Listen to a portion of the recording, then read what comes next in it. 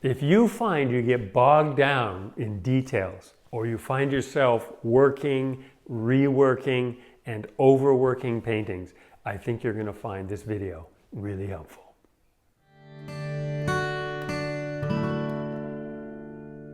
Hi, Ian Roberts and Mastering Composition. So if you want to get less bogged down by detail and find yourself not reworking and overworking your paintings, it means there needs to be more thinking that goes on before you pick up a brush. You can't take a poor reference photo, let's say you're working from photos, and expect somehow by some magic you'll turn it into a masterpiece. A good reference photo is half the story. So I'm going to show you a photo here that I took a few weeks ago, and I knew immediately when I took it, this was a good reference photo. So why did I know that?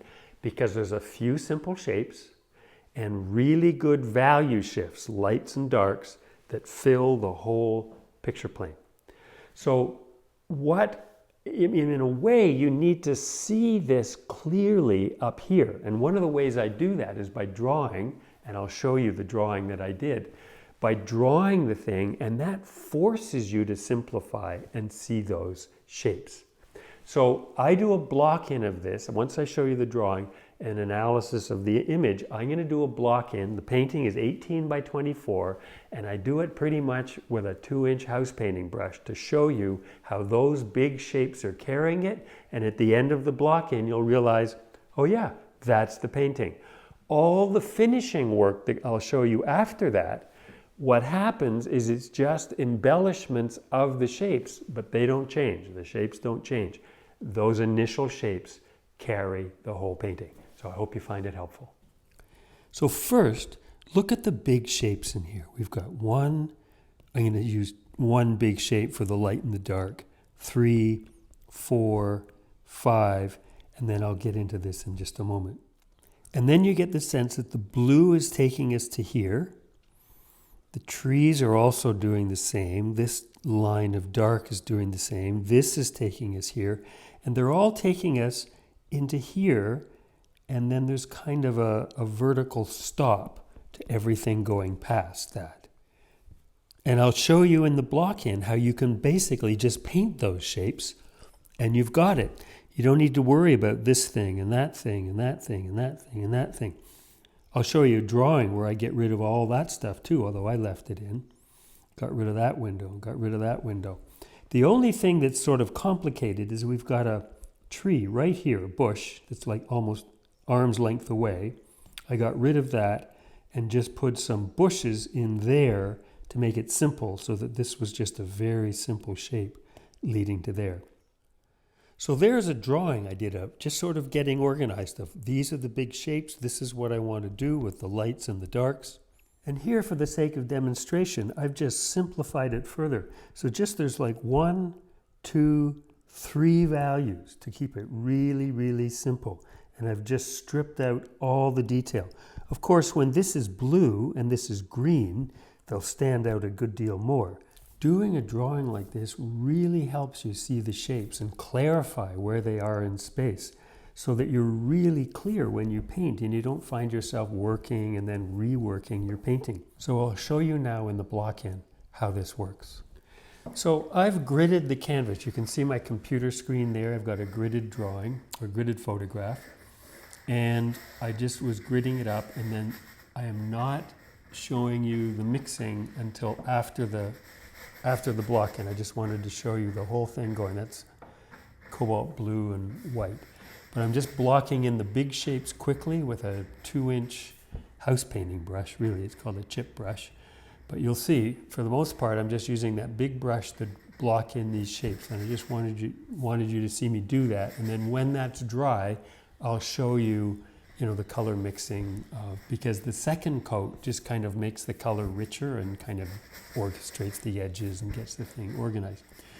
But you can see that I'm thinking in very large shapes here, and you'll see that as they start coming together, you realize, okay, well that actually works as a painting. So the block-in really helps kind of clarify what's going to work, But you can see how, I mean, most of this is pretty much the same color. I adjust it and, move it around a little bit here and there. But there you can see the warm, cool shift between the sunlight, the sunlit tree and the shadow side of the tree. And that's a background tree behind the buildings. It's, got the big sort of umbrella of that's the sun just hitting that big umbrella of a tree just above us almost. And then there's this big sort of almost arrow shape of the light moving up towards the building. It's just in that sort of wide to narrow shape. But again, you just sort of get the value right, you get the color right, keep it very simple. And now I've gone to a smaller brush when I come to the building because, the shapes of the building, the hard edges and so on, I need to be a little bit more accurate with it. And you'll notice there's little bits of white canvas showing in and around the trees and so on like that. You'll see in a moment that I get rid of, I just clean them all up. There, see? And then now I'm just putting that dark underneath the bushes in front of that closer building. I chose to put in that balcony, the more complex shapes up there. You wouldn't have to. And there's the shadows running across the building. You see the windows, just sort of a very simple shape. The eave, just one simple line like that. But, we're almost there, and you'll see, I'm going to show you the finished block-in so you get a sense of it, putting in the last little touches of the balcony, I guess, and then just sort of repainting those two rocks just so that they're a little bit better formed, and of putting in a few darks. You can see there's obviously some darks in the trees, because the light is coming from over on the right-hand side. So I just wanted to kind of clarify the sense of the light there and the light on that background tree. And then here is the finished block-in. Now, recognize that this is an 18 by 24 canvas, so it's fairly large. But imagine you were out plein air painting and you did a painting like this, 8 inches by 10 inches, and this is what you came home with. You'd be like, that came out pretty well, actually. The compositional structure, those few simple shapes, are carrying the whole thing with no detail whatsoever. Now, I'm going to paint this, I'll let it dry for a day, and then I'm going to paint it. I'm going to put a second coat on, and you'll see me mixing the colors, but you'll see that I'm just enriching the colors. I'm not adding a lot of detail. So there's my palette, 24 by 30 inch piece of glass, and there are the colors that I'm using. I always put them in the same order. I use always the same colors. I don't vary anything very much. And so I'm starting with Cobalt Blue and white, and you'll see that as I paint this, the colors are getting richer on the second coat. And you can just see it's a richer blue there. I'm making it a little bit cleaner, and then I'm starting to mix as I go down to get it a little lighter, and the edge is a little hard there, you'll see, right? It's too big a jump, but I'll blend it then with a brush. I'll just blend that edge, and just very lightly, just sort of the weight of the brush, just kind of flicking that, and then now I've got a little cad yellow lemon in there, because as the sky gets sort of down towards the horizon, it gets warmer, so there's just a little bit of warmth in the sky there. And then again, the edge is too hard, but then I'll blend it out as I go. So now this is the sunlit side of the trees. So you see I've got yellow and yellow ochre and orange in there with the green, because I want to see I get some more orange in there because it's evening light, right? It's quite warm. And so it's pretty much the same color, but you can see the color's thicker. And because there's little bits of the canvas showing through below, when I put in the thicker paint, it just makes it richer. And then this is the shadow side of the tree, Dioxazine Purple, Ultramarine Blue, Chrome Oxide Green. And you can see that it's not as blue as the original block-in color. And then I'm going to get some yellow ochre into that. And so it's a little bit lighter. And those are like the bushes and the grasses underneath the trees.